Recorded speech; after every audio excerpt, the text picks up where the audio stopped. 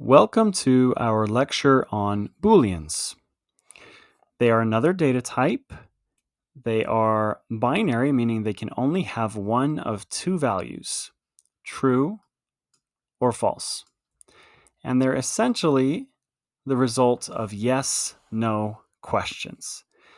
Is the sky blue?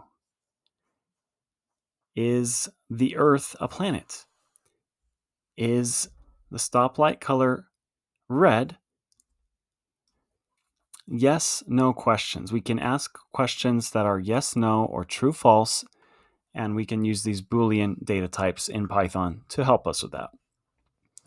We can assign these to variables directly with direct assignment. A is assigned to the value of true, or B is assigned to the value of false, for example, or with the result of comparisons.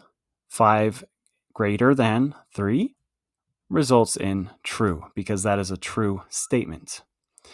Note the capitalized first letter in our Booleans. Capital T, capital F.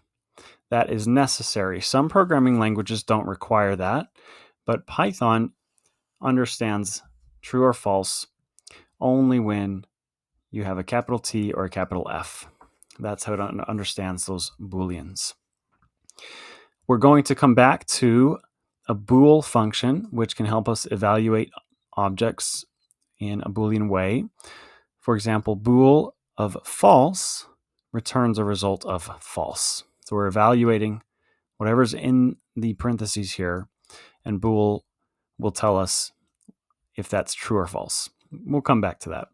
I've also included a truth table here just for some understanding, and you can refer to this of how true and false is interpreted.